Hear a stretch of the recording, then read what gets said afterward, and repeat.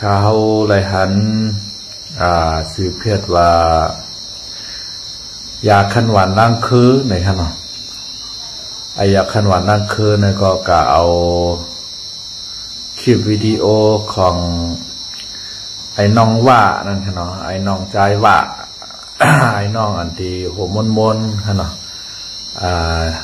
สีผิวเนื้อลำนั่นขณะมันออกมาหลาบันทั้งเจ้าโหเปาลงเจอซึกเฮาในขณะมันมาหลาว่าความอ่ำเหลี่ยมงามขณะ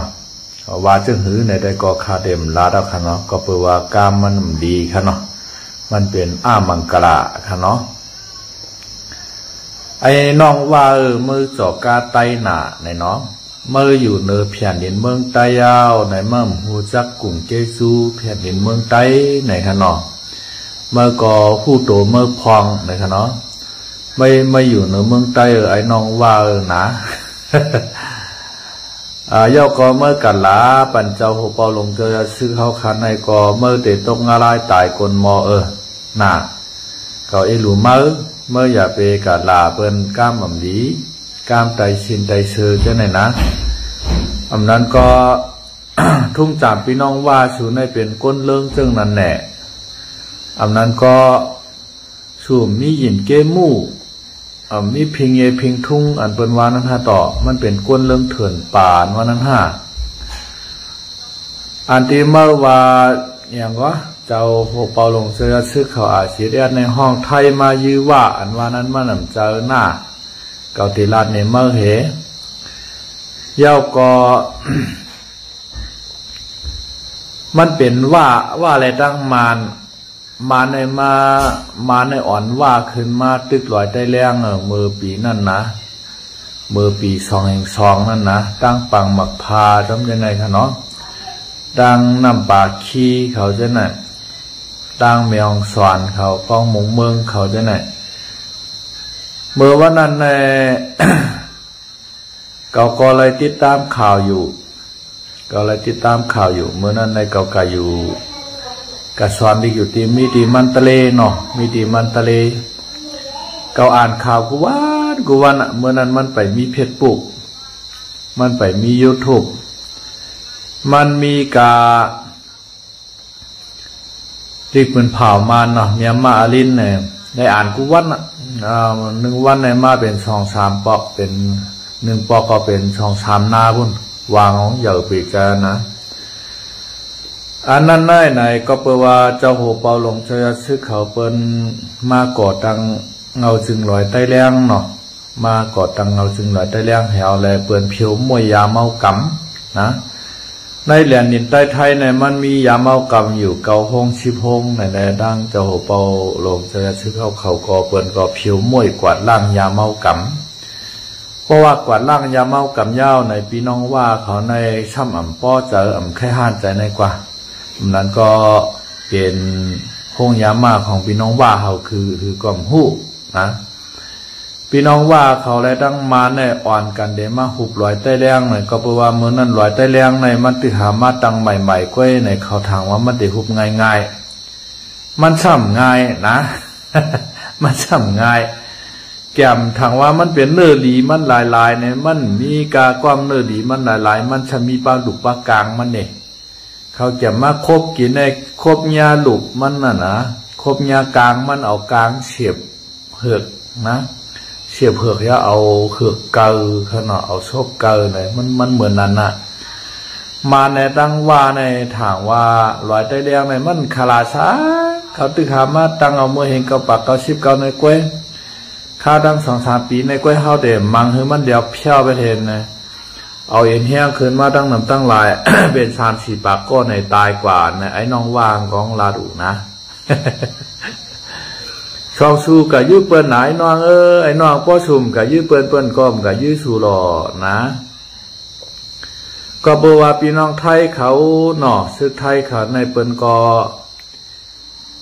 เก็บโหลยาเมากำป้อสู่เฮ็ดยาเมากำยาวในสมัยมาขายบ้านเมืองไทยติ๊กป้อหลอนหนุ่มไทยเขาไว้รุ่นไทยเขาเลยชื่อกินกาดซับยากาดในเขาได้เป็ดหลาย เขาได้ยองให้และพันปอพันเมพันปีพันนองกับเคสการเฮ็ดงานให้ไหนยอดวันนั้นแหละเมืองไทยก็เปิดกวาดล่างยาวเมากำเปิดใครมันมีเปิดโกลุกล่างเปิดเปลี่ยนลายนั่นน่ะนะดังเจ้าโหเปาลงเจ้ายัดซื้อเขาอาเซียนเขาก็เปิ้นโกหลอนหนุ่มก้นเมืองใต้เป็ดหลายเปิ้นงกวาดล่างเพียวมวยยาเมากำในปราสีเปิ้นเหมือนกันซึกใต้และซึกไทยฮะในก็แปลว่าเขาเป็นพี่น้องกันในการใจมูมันมีอยู่รู้ไต้ดังไทยในเป็นพี่น้องกันในไทยดังไทยในเป็นพี่น้องกันในเขาเป็นพี่น้องกันรู้ไต้และดังไทยในเขาคือปล่อยกันไล่ลา1 2 3 4 6 7 8 9 10ในเขาเหมือนกันรู้นะไต้เขาก็ว่า1 2 3 4 5 6 7 8 9 10ในไทยเขานับก็1 2 3 4 5 6 7 8 9 10ในมันเหมือนกันเนี่ยไต้และไทยในอันตีเสียงรัดมันเปิงกันก็มีไก่เป็นวางตีให้กำนำมันเหมือนกันก็เพื่อว่าเฮาไต้และไทยในมันเป็นพี่น้องกันไอ้น้องว่านะกำว่าและกำไทยในจ่องมันเหมือนกันแน่เพราะมันเหมือนก็แสดงว่ามันเป็นพี่น้องกันแล้วนะเมื่อเจ้าหนังมานักได้เนี่ย1 2 3ต่อถึง10ในมันก็เหมือนกันนะมันว่าติดนิดตรงเลยงาชอบขุนชิดโกตะแสเนี่ยมันจะไหนมันเหมือนกันรู้ก้ามมาในกินข้าวในทำมินจ้าในหนามก้ามไต้ว่ากินข้าวก้ามไทยก็ห้องว่ากินข้าวมันก็เหมือนกันนี่รู้ก้ามมาห้องว่าหยีตอกนั่นก้ามไต้ห้องว่ากินน้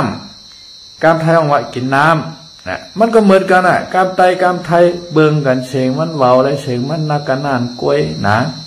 ไต้และไทยในมันเปลี่ยนพี่น้องกันไอ้น้องมันไทยฮู้ก็ไม่ว่าซึกไต้ในยามหนากาปันไทยเขามาอยู่ตับซึกไต้ไหนซึกไต้เอายามมาวะซึกไทยเขามาอยู่ก็มันก็เลี้ยวรู้นะมันจะเป็นซึกว่าสูงซึกว่าสูงจ้าหนาในกันหน่อซึกว่าสูงจ้าหนาในเพราะว่าไทยเขายื้อในได้กระถางได้ปลายหมู่ปลายไม้ก็มั่วนะว่าไทยเขาเอาเครื่องวินF16มาปีปัดปลึงนะแคปตีน้ำตั้นแล้วย่อยน้องว่านะเมื่อว่าเขาในจ้าหนาแค่นนั่นอันเป็นจันผู้ใหญ่ชูนั่นก้นหลงชูนั้นได้จ้าอยู่มีเฮินมีเยมีเฮินแตกอุดแตกว่ามีรถมีกามีลูกนางเมเปิ้นเลยกินข้าวหอมหมูเปิ้นได้อยู่เฮิรนหอมห้องกันเฮิรนบนคึกแคมโหนาว่าสูอันที่อยู่ปางช้างใช่ปุ่นเปิ้นมีว่าเมียนะเป้าเหยื่อช้างเขาจะไหนเปิ้นมีว่ามีหัวเช่ากลางเขาจะไหนอันเมื่อไหร่รู้จังเมื่อชมีเนี่ยไอ้น้องว่าเกี่ยวตัวตีไม่ไล่สวนก็เป็นเทียงให้เทียงหน้าหึมหัวตีไม่อยู่งอนะเมื่อได้มั่มหูเมื่อได้ว่าเมื่อหักจ่า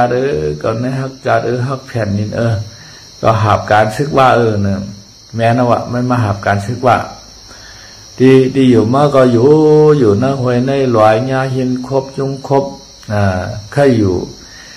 พร้อมหน้าพร้อมตากันตั้งปอตั้งเมตั้งลูกตั้งเมดีๆงามๆก็ทาเต็มได้อยู่นะย้อนเบอร์สง่าเนี่ยย้อนบอกว่าไม่เป็นก้นอ่อนมันเน่งเก่าก้นย่อยมันก้อยไม่ก่อมทูสังนะเปิ้นเป็นผู้ใหญ่ก้นหลงนะเปิ้นกินโจนะเมื่อใครฮู้เกาะเปิ้นกับปืดล้านกาลาโอเกะว่าเปิ้นกับปืดล้านKTVว่าในเปิ้นเอาชาวห้างลีห้างงามของมากาในไผ่เขียวไผ่ของไผ่แดงมาแบบเชียงเว้งปางสร้างในเมื่อเดี๋ยวในเขเขามาลงทุนในมันกึนรู้นะเขเขามาลงทุนในมันกึนรู้เว้งปางสร้างสู่เมืองว่าพร้อมโฮมส่วนว่านั่นยอดเบอร์สังในว่าสู่ในไรเอ็นแห้งใหญ่มาหล่ะมีเงินมีตวงมาหล่ะในยอดเบอร์ว่าสู่ในมานทำปั่นแห้งแหหน่อเขทำปั่นแห้งเหมานก็ยื้อสู่เสปวักเขก็ปั่นแห้งสู่เขก็ใส่สู่ตัดไม่ตัดตอกขายเขาเมืองเขคุดเฮคุดคำคุดควายในเมืองใต้ขายเขาเมืองเขเขาก็ซื้อเอาอันปอมันนั่นน่ะนะหนังเฮือชูก็ป้อเตลัยกองกลางนางมาตีเขในแหละ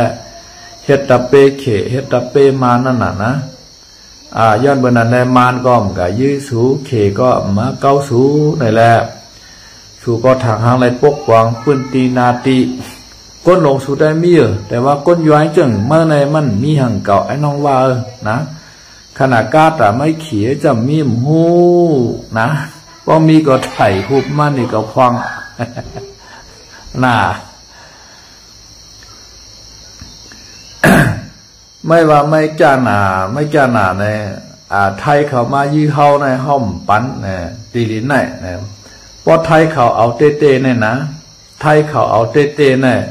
ชับตีนมั่มตั้นไรเอาวะไม่เรียนปลายเรียนเข้าในหูลิ้นบุญน่ะเมื่อยื้อกันตีลอยใต้แรงเนี่ยเมื่อสู่ตั้งมาในคืนมาอ่างมาหุบลอยใต้แรงเนี่ยลอยใต้แรงเอาหมากปีบรรจุไว้กับ3-4 ปากโก้เนี่ยนะเมื่อพองนั้นในจอมป้องหลวงทักษิณเนาะจุกเสือเหลียงในเป็นนายกกำในอันเป็นผู้ยิบซึกผ่ายไทยเขาเมทัพภาคที่3ในเป็นเก่ากล่อมต้องจึงกับไอ้น้องยอกอซ้ำปั่นแห้งตับซึกจึงใต้เฮาในว่าซอยแถมกองกลางลังนักกุซึกุเมียวในแหละกำในจอมป้องหลวงทักษิณว่าเมทัพภาคที่3ในเฮ็ดแม่นกะตึกมาตึกว่าช่างว่าในเจ้าไหนกำในให้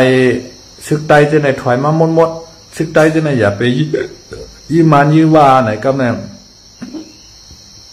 เมทัพภาคที่3ก็ในกอไหลข่ายที่อยู่มันกว่า8เนาะให้น้องว่าเนาะก็ได้ละในมั้งกำในใต้เฮาก็ถอยมาหมดมือพองนั้นในใต้เฮาซึกใต้เฮาอาเซียนในลึกว่าโหในนะตั้งหวยอ่อนหน้ากองมูปุ่งปากแคมน่ะหรือบอกเมื่อกว่าว่าตั้งมานั่งว่าลึกเมื่อจอมกันหมดซึกใต้เฮาในว่าแต่เมื่อกินข้าววันเมืองโตนในว่าก็ในป้อจำได้ถึงเมืองโตนยาวในก็ในตั้งเมืองไทยว่าให้ซึกใต้ในถอยมากขึ้นหมดนะอย่าไปยี่มันยี่ว่านะซึกใต้ก็ขึ้นถอยกับขึ้นติวกับหมดนั่นนะก็ในก็เปิดชังในจอมห้องหลวงทักษิณในใจถอยในก็เปิดว่าจอมห้องหลวงทักษิณในเอาป้ายมังมีเป็นใหญ่ก็เปิดว่าใครขายกล้าขายต่อเมืองมานก็เปิดว่าเมืองไทยในชื่อแก๊สธรรมชาติของเมืองมานแก๊สถุงโตมใช่ไหมนะแก๊สรถยนต์กูซื้อกูเมียวเนี่ยใครมันมีปากตึกในให้ชึกได้จะในถอยขึ้นกับอยู่ตีอยู่กับมดในกำในว่าแนมขึ้นมากินไฉงั้นนะป้วนเดียนดินไทยเขามาในต่อมือเหลียวในเกาตีอันไทยเขาว่านั่นนะย้อนเปิดจอมห้องหลวงทักษิณเนี่ยนะอันที่ไทยเขาไอ้เฉลียนนินเกาตีนว่าเนี่ยนะว่าเขามาปักไฉว่าเขาก็ว่ามันเป็นตีอยู่คนชามานว่าพอเขาตึกไปคนชาเย้าในชูเอามดลามึงแต่ประจานเนี่ยมานได้ดังว่าได้เลยตกลงหันมือปานขิงยุ่นนะเจ้าขุนสาก็ว่างเครื่องกับมันมาไหนก็ว่าเขาก็โทษซึกลงมาเอาตีอยู่ในนาทีขุนสานั่นน่ะยอดเปอว่าจอบพวกหลวงทักษิณในเฮ็ดคือนาหลินเมืองไทยเนี่ยถูกว่าเขามาตั้งต้าแผวอะไรอยู่เช่าหมดแล้วเนี่ยไทยเขาใจถอยก็ว่าสุ่มถอยเนาะเพื่อการไทยเขานะครับเขาวนหลายรองหลายตั้งทำไปแค่ยืดเตะพอเอากันมาเตะว่าไหนจึงชูเรียนปลายขีปลานาวะพอไทยเขาF16ว่าเครื่องวินกิบเพนองว่าในเมื่อปีเป็นปางช่างชูในชูจำมีหมากอันเฮกังมันกว่าเนื้อไอ้น้องเลยนะพอมินออนไลน์หาชุกชากบอกไหลมาชูเนี่ยเอาเงินองกว่ากันต้อมินออนไลน์อ่านโหปากโหเห็นล้านมันน่ะวันนั้นก็มินออนไลน์มาดิปางช่างเนี่ยเอาเงินองตวนเมื่อเป็นโหเห็นล้านมันนู้ย้อนเบอร์ช่างอะไรตวนเงินมาน่ะย้อนเบอร์ว่าโกมานเอาเครื่องวินให้มาปล่อยบางช่างน่ะชูจะมีเครื่องยื้อเครื่องวินนะอันยื้อกลางด้านกลางหาแม่นแผกอันที่ชูมีนั่นแหละมันขึ้นกับ5 กิโลก็มันถึงเครื่องวินของมานมาปุ่นมานเนี่ยมันอยู่ทรงน่ะอยู่เป็นช่องเหมือนพูดปุ่นน่ะช่องเหมือนเปปุ่นน่ะนะแม่นแผกชูได้มันขึ้นกับ5 ปากเปก็มันถึงอะไรง่ายๆพ อสุใครมีในกาย้อนชื่อดิราชาเนี่ยนะกาย้อนชื่อดิอิสราเอลเขาไอรอนโดมเขาจะเนี่ยกาย้อนชื่อS300 S400ราชามาที่ตั้งไว้ที่ปางช้างสูงเนี่ยพอสุใครอยู่มันหลอดเพลีดีพอสูมาโยอยู่คือพี่น้องไทยเขาพิจัยติ๊กแต่กับพี่น้องไทยเอาF16กับปีเป็นปางช้างหัวหน้ากองมุกบาแคมันนะกวายให้เฮิรนตึกชาชาชิบจันของดันตกมดก่อนเนอะนะไอ้น้องว่ายอกก็เมื่อเรียนในกัมพูชาเนี่ยทุกข้าหนาวหนาไรไทยเขาได้ล้อมโหเนี่ยปันไทยล้อมโหรู้ไทยเขาเอาน้ำโลดลงในมาวางไว้ให้เนี่ยก้นวานเขาอ่อนกันมายาเป็ดโหน้ำโลดว่าช่างว่าในไทยเขาเนี่ยมันข้าหันกัมพูชามันเหมือนหมาลักโคบดังหลังไงกัมพูชาในนะว่าในกองก็คล้ายๆกัมพูชาแค่วันนั้นนะเพราะเปิ้นเฮ็ดเปกรรมเขานะเมื่อในกัมพูชาเขาในชุ่มตีลินอ่ะ17 ปี11 ปีอ่ะมันจังหนังประชาตากว้ายว่ะประชาตามันท่มอ่ะประชาตามันตดว่ะไหนจังเนี่ยเขาพาวิหารว่ะไหนจังเนี่ยถูกซึกไทยเขายึดไว้หมดแล้วมันเป็นอันน่ะเพราะเปิ้นใครเฮ็ดมาเปิ้นแบบใครเฮ็ดก้อยอย่าไปว่าซึกไทยล่ะซึกไทยเขาล้ำสูบอ้อยเมื่อเขาเบิ่งตัวน่ะเมื่อปี22นะก็บอกว่าสู่และตั้งมาในอ่อนกันขึ้นมาอ้างว่าชิมลอยใต้แรงไหนถามว่ามันชิมอะไรง่ายๆมันง่ายเหมือนเมื่อวานน้องเมื่ออย่าเป๊กะละผู้ใหญ่ก้นหลงเบิดเป็นผู้ใหญ่ก้นหลงการปารามีมันเป้งกันว่าเมื่อหลาเด็กๆไหนมันขึ้นกับเขาโตเมื่อก็เมื่อเดี๋ยวไรตรงอะไรตายคนเหมาะนะผู้ใหญ่ก้นหลงไงเจ้าปอหลงจะชื่อเขาไหนเปิ้นมีลูกน้องอ่านโหเหมือนมันน่ะลูกน้องเมื่อรู้ช้ำมีหลายก้อล่ะว่ามันกัดแตกตั้งเปิ้นนะลูกน้องเมื่อมีกล่องเงาเมื่อก็โยนะลูกน้องเมื่อก็มีกล่องเงาเมื่อก็อย่าไอ้น้องวาก็ได้ผากในไม่ไหวแห้งไอ้ยาขั้นหวานล่างเครื่องของโจมน่ะเพราะหันว่าหลาใต้ในนะว่าเด็กก็ว่าเป็นปอมันหือกำหูก็เอามาลงให้ขี้เช่าเย็นนู่นมันวางขี้ในเพราะมันได้แห้งในป้องแห้งขี้แห้งไอเหม็นมันหายกาเนี่ยห้ามเอาน้ำมาโหดเหนะเพราะน้ำมาโหดขี้ในมันเปิดมันไหนมาไอมันก็ออกมากขึ้นนะว่าการมันเขาว่าขี้เช่าเย็นนู่นเนี่ยเพชรปลูกองของไอ้น้องว่าในก็คากล่อมหูจักนะเพียรเบียนยังกับหูทางอายาขันวานนั่งเคอเนี่ยมันกะเอามาแล้วเอาตากให้ลงเอาคากับหูเก่าคือเปิ่นมาหลาคือเฮาในมันทาได้โจมนางเก่านะอายาขันวานนั่งเคอเนี่ยมันก็ทำเป็นใจโคเคียวของเก่าเยามันก็ทำเป็นใจโคเคียวของเก่าตั้งพิษโคเขียวอาเป็นโคเขียวหันอยู่ใต้นาใต้ตากับห้องว่าให้มาเต็กเต็งเป้กินนูลายแฮมตายใต้เฮาเนี่ยพอเฮากัดด้วยในสันลอยตึงค่ำของอาทิมันเอาลงนะเพชรคือเพชรว่าสันลอยตึงค่ำเนี่ยเอาแค่ผางซึกโคเขียวลงกูวันไหน1 วันในลงเหมือน4-5 ปอกเฮา7-8 90 ปอกเท่านั้นแค่หนักห่างแต่งตัวแต่งห่างให้ใส่มา6 ก๊อกดอยขี่รถขี่ก้ากะตั้งนั่นว่ากะตั้งในว่านะปุ่ม3นะใครชื่อใจไว้เหรอก็มานั่งหันเพื่อการชึกว่านะเพราะอันเปิงเป็นเต้มันดีกินดีเอานะเหมือนจังหนังตั้งกองมูวานหวยเขาตั้งนางอูเปี่ยมกองมูนางอูเปี่ยมเขาเจ้าน่ะเปลี่ยนตีซึกผีเฮ็ดล่อมลีร้อนก็ในตีวันตรงเล่าในก็วันปังหล่ออะไรขนาดตีวันตรงเล่าในก็กะโจรเบิ้ลฉีเฮิรนเขาว่านั่นอันนั้นมันออกในข่าวได้หลอดแล้วขนาดอะไรอันเมื่อไกลมันเป็นจุ่มยี่กองกลางจุ่มหนึ่งอันอยู่ในพื้นที่เมืองกึ่งเนี่ยเลยให้จุ่มผีวันให้มันมีจุ่มเลยนะก็บอกว่าตั้งไตหลอดแล้วเขาเปิ้นใครมันตุ้มเตอร์จือเสียงผีได้เปิ้นก็ลาตั้งออมก้อยเป็นจุ่มยี่กองกลางจุ่มหนึ่งอันอยู่ที่เนื้อเมืองกึ่งนั่นแต่ว่ากาจนพี่น้องตั้งวันปังหล่อนะ มันมีจุ่มแหละจุ่มแอดผีบ้านให้น่ะกับจวนเปิ้นนะในปื้นตีนั่นอำนั้นก็ว่าถอดโควายมานงโคเขียวเหี่ยวก็กับจวนเปิ้นแหน่ก็บัวโคเขียวน่ะโคมันกาขันมันป้อนอ่ะภัยแค่ใช้ก็ใช้เอาไว้ให้ในกูเจ้าเครือนะเขาหันขี้ดีกว่าโต๊ดเขาหันโต๊ดดีกว่าขี้อันกามไตหวางอ่ะเขาหันว่าไหนมันดีกว่าเจ้าคือไตเฮาแทนก่อนนะผีโคเขียวเนี่ยกว่าห้องว่าคำคงมาหาเหงเนี่ยมาเผียวมวยไตเฮามาตึกอาเซียเดียดว่าอาเซียเดียดป่วนเปลี่ยนนาตีเมืองไต้ปอดหองว่ะเพราะอาเซียเดียดมียาวในก็เมืองไต้ปอดหองในก็เย็นยาวเฮามีอ้อยหลีเฮาในเฮาเกไขปัญหากันไรเป็นเหือวันเมื่อไหร่อ้อยหลีชูเจ้าอุบเมืองไต้ปอดหองเป็นหือ ขนาดชูเจ้ามีปัญญาแต่ได้เหยียบย่างติดตามเขามือวิ่งนำข้ามาวันเมื่อไหร่นะผีโคเขียว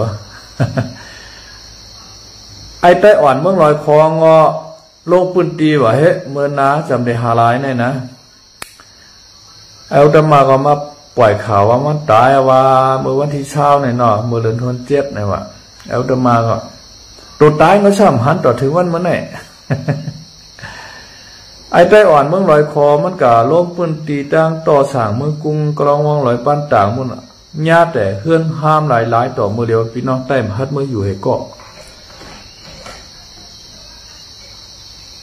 ก็เปลี่ยนวานปลองเนี่ยห้ามอันห้ามในวานไตนะวานปลองเนี่ยห้ามวานปลองเลยมีอยู่ก็เปิดสั่งเลยวานปลองเลยมีอยู่วานปลองเนี่ยห้ามในก็เปิดว่าซึกปลองเปิ้นเป้กินก้นวานเปิ้นย่อก็ซึกไตผีก็ฮัดกับเป้กินวานปลองอันที่มันฮัดเป้กินในวานไตเฮาเองน่ะก็มาเอามาเขาเอามาเงินเนี่ยเอามาขวัญนั้นในขวัญโดดขวัญก้า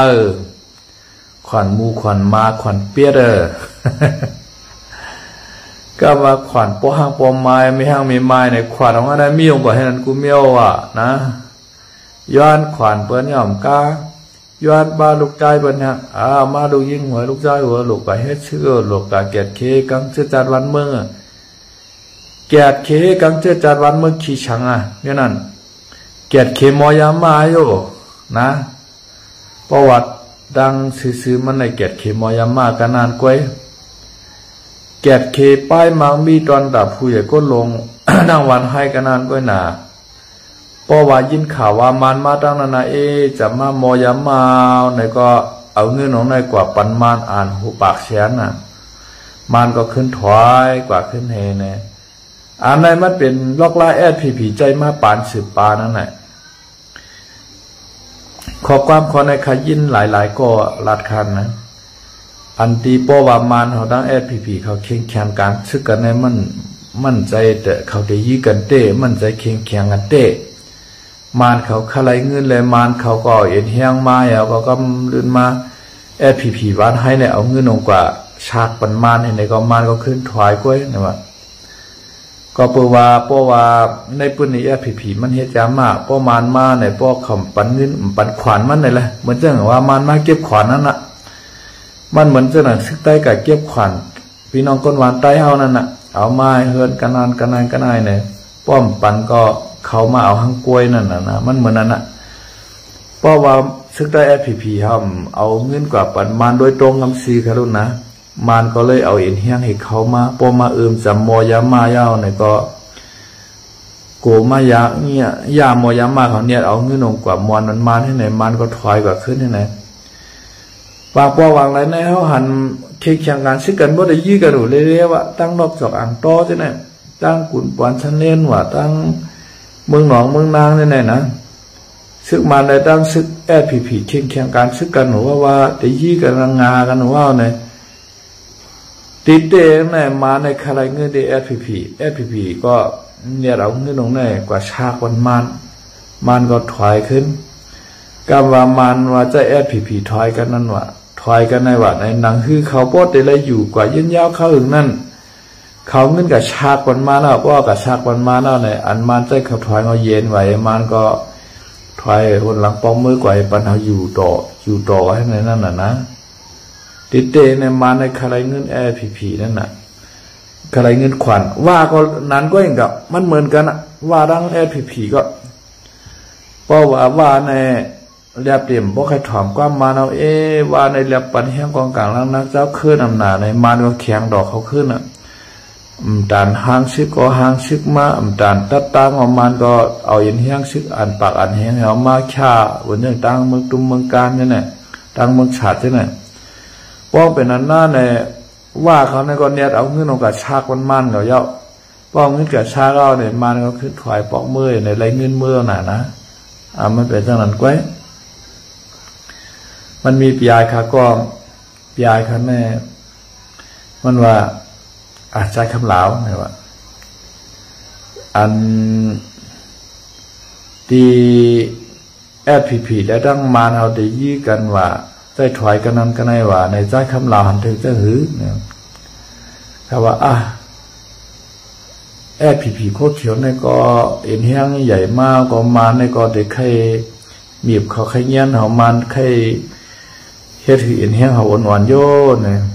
มันเจอเนี่ยว่ายายข้าก็ได้นะข้าก็เต็มลาดจื้อเนาะพอลาดจื้อในมันไรก็เพราะว่ายายข้าก็ได้มันอยู่ในเมืองไต้มันอยู่ตั้งเมืองซูในเก่ามันอยู่ตั้งเกชีเมืองเก่าเนี่ยตั้งเมืองซูเนี่ยมั่นใจคำเหลาเนี่ยว่ามันเปลี่ยนมารเขาคลายเงินเนี่ยว่ามารเขาคลายเงินเพราะว่ามารเขามาเคียงงานซึ่งต่อผียาวเลยผีนี่ก็นั่นคือมันก็แต่ละอยู่กว่านาทีนั้นแน่ยาวเข้าถึงในมันเอาเงินกับฉากมันฉากมันให้ไหนมาปอกมังอะไรมากก็มาในเอาเอ็นแห้งกับจำมอยามาเขาห้องยามาเขาที่เขาเฮ็ดนั่นเองกูห้องยามาเขาแตกแล้วเนี่ยเราเงินกับฉากมันมาเนอะเพราะเงินฉากมันมาเนาะเนี่ยก็มาในขึ้นถอยขึ้นอ่ะอันเป็นเขาให้จังเลยเย็นกว่าเย้าอันว่าแต่ตึกกันยื้อกันหมดจะได้เนี่ยมันเป็นเจ้านั้นก้อยเนี่ยว่ามันเปลี่ยนเปลี่ยนหลอกตาโกนเมืองก้อยมันใจเตะมันใจคำเหลาที่เตะเนี่ยมันเขาใครเงินมันเขาใครเก็บขวัญผีก็ด้านก้อยเนี่ยว่านะครับที่ขาปองเจอ